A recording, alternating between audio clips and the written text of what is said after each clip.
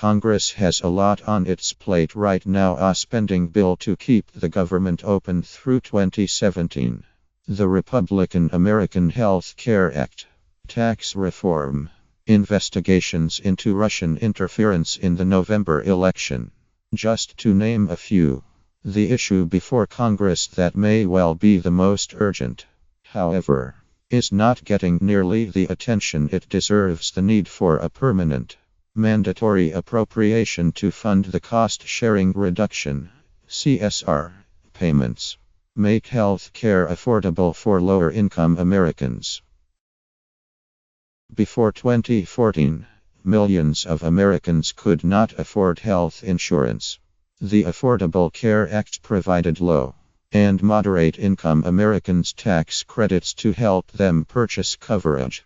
In 2017, more than 3/4 of the 12 million enrollees in the marketplaces set up by the ACA could find a health plan. $100 a month or less after the law's tax credits were applied. But even though the tax credits make health insurance affordable, if consumers only received help paying for health insurance under the ACA, many would still not be able to afford health care itself. The average deductible, an individual silver plan, is nearly $3,600. Family deductibles are twice that. These deductibles could keep many Americans from accessing needed care. To ensure that health care itself was affordable, the ACA required insurers to reduce deductibles, out-of-pocket limits, and other forms of cost sharing. Enrollees in silver plans with incomes below 250% of the federal poverty level, about $61,000. A family of four. For consumers with incomes below 150% of the poverty line, about $36,000. A family of four. These CSRs can completely eliminate deductibles. While for families with incomes between 150 and 200% of the poverty line, they reduce deductibles to about $500. Of course, these reductions in cost sharing are not free. Insurers pay the costs, otherwise would have been borne by their lower income enrollees. And the ACA requires the government to reimburse the insurers for doing so. Some have called this a subsidy or bailout, but insurers are simply reimbursed for claims they cover. Nothing is added for administrative costs or profits. We do not talk about bailing out doctors who provide services to Medicare patients when the government pays them the costs of their products or services. The cost-sharing reductions are no different. The ACA clearly states that the federal government shall pay insurers these costs. But in 2014, the Republican-controlled House of Representatives sued the Obama administration, claiming that Congress had never explicitly appropriated these funds. The Obama administration contended that the funds had indeed been appropriated and made the payments. But in 2016, a lower federal court agreed with the House and ordered the government to stop paying. The court, however, allowed the payments to continue while the government appealed. That brings us to today. The appeal is still underway, but the case is on hold while the Trump administration determines its position. The payments are still being made, and lower-income Americans still can afford to go to the doctor and fill their prescriptions.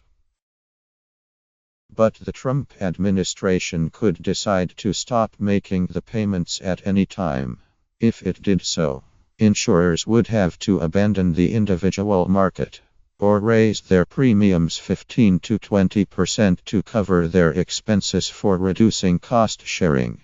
Molina Healthcare, which covers 700,000 marketplace enrollees, has announced it will withdraw immediately from the marketplaces if the payments are not made.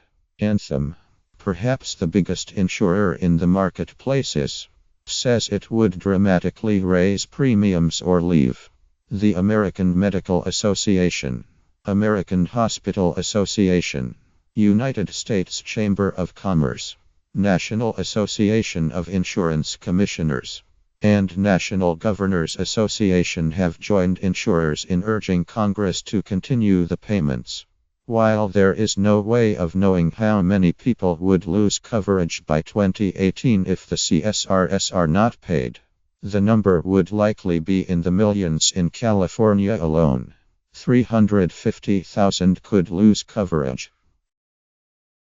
Democrats and Republicans in Congress have agreed to an appropriations bill for the remainder of 2017. But the CSR appropriations are not in the bill. Indeed, House Speaker Paul Ryan recently stated of the CSRS, "That is not in the appropriation bill. That's something separate. The administration does." But the entire House lawsuit has been based on the argument Congress must appropriate funds for the CSRS, and that the administration cannot pay for them otherwise.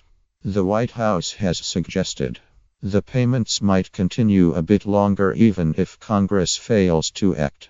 But insurers cannot set their premiums for 2018 based on such vague and indefinite statements.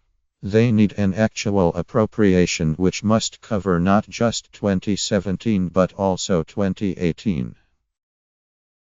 The Congressional Budget Office has always assumed the CSRS would be paid, so there is no budgetary impediment to such an appropriation. Indeed, Ryan's American Health Care Act would continue the payments through 2019. So an appropriation would not even conflict with Republican reform proposals. Moreover, not paying for the CSRS will actually cost the federal government more than funding them. If payments for the CSRS cease, and insurers have to raise their premiums to cover their unreimbursed costs, premium tax credits would, under the terms of the ACA, increase to cover the increased premiums. The federal government would end up having to pay $2.03 billion more, $201831 billion over the next 10 years.